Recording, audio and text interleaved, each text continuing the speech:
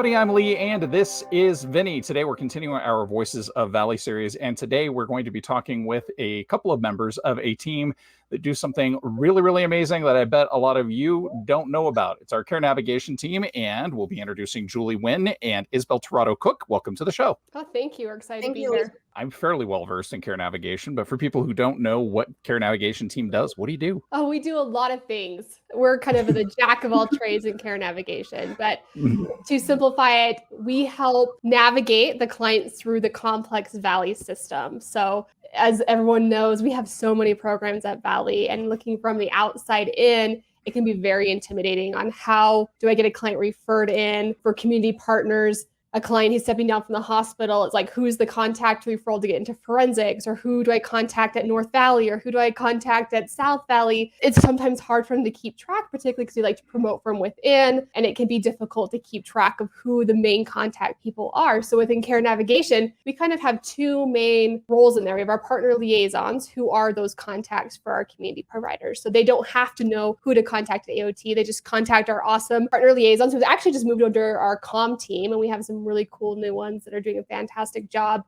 And they just have to know our care navigation email or our phone number, or they can even go through our website and fill a referral form. And they just say, I have a client that needs to get in for services, or they say, I have John Doe, who is a client of yours. Can you help get them scheduled? And then our partner liaisons will navigate, and they'll get them connected with the right program, whether that's getting them connected with our advanced case managers to help support, or getting connected with their therapist, or getting them scheduled. We work really hard to make that as easy as we can. And then on the other end, we have our advanced case managers. We have a great team. We have Gabe and Veronica, Melanie and Jordan, who do a fantastic job. They oversee, they're kind of split into specific programs, and their job is to help support our case managers, help support our high acuity clients. They pull our CHI reports, which looks at hospitalizations. So they're able to see our clients who have been hospitalized or visited the ER. And then they work with the treatment team to make it so that they are not rehospitalized, whether that's getting the case manager connected and helping support as they step down from the hospital, or working with the treatment team with high acuity clients, or just really anything that's needed. They help support that.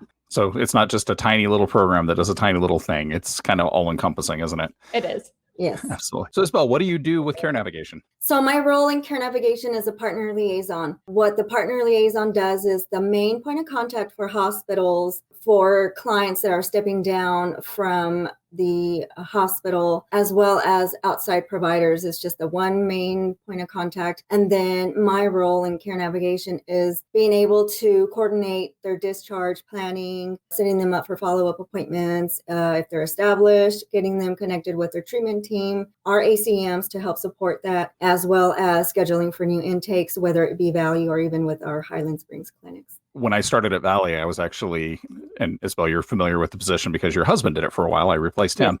My job was to work with partner liaisons at the hospital to help people step down from a hospital and have a successful transition back to home life, or if in cases where they weren't able to go home, something else that worked for them. Right. We're still doing that. It just looks like we're much bigger now. Yes, it's expanded. It's expanded considerably. Mm-hmm. So how does the process work then? If someone is, say, being discharged from a care center, they've been in a rehabilitation center because of a fall, or perhaps they're in recovery, where do we go next from that step? So what would happen is whoever the hospital, the recovery facility, they will contact our partner liaisons either through the email, phone number, or through our page. They will kind of tell our partner liaisons what they're needing, whether that's a new client coming in and they're needing an intake, or whether that's a current client that needs to be scheduled with their provider, med provider. So our partner liaisons get them connected. Let's say it's a returning client, let's say a forensics client, all right? So it's a client for forensics. Our partner liaisons will then notify our ACMs after scheduling a follow-up appointment with the current provider for that client. They'll schedule for a therapy appointment and a med appointment if they're doing medication management. Then they notify the ACM, which is Jordan Furr, actually, for forensics, and they would notify her of the hospitalization. Then Jordan would notify and work with the treatment team on creating a discharge plan. She goes through and reviews the chart to see if there's maybe any holes in the chart regarding treatment.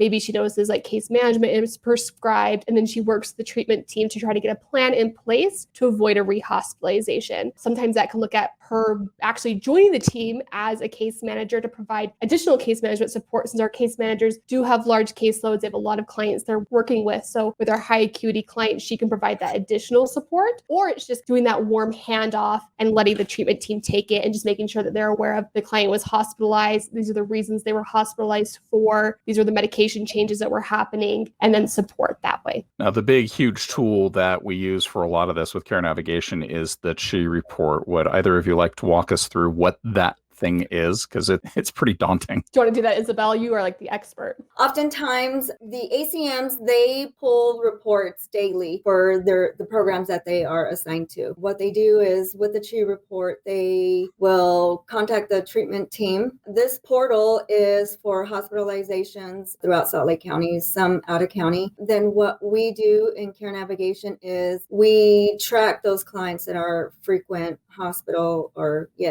high utilizer for hospitalizations, try to get them as much support as needed. Lots of coordination between hospital social workers and their current treatment team. If they are not an established Valley client or even a Highland Springs client, we then connect with them to get them in for the appropriate program that would best meet their needs once they step down from the hospital. Yeah, and one of the cool things with the CHI report is we're able to see, the caveat is not all the hospitals in the Valley input their data. So Huntsman Institute for Mental Health, they don't input the data. But the hospitals that do input the data to CHI, we're able to see why they were hospitalized. So we're able to see whether it could be for a physical ailment or it could be for like suicidal ideations or homicidal ideations. We're able to see that note and be able to communicate to the treatment team exactly why they were hospitalized and be able to see were any med changes done. And it closes that gap in coordination, and we don't have to wait as long of requesting the records from the hospital, which can take a while to get them back to the treatment team. We're able to see it just in this portal.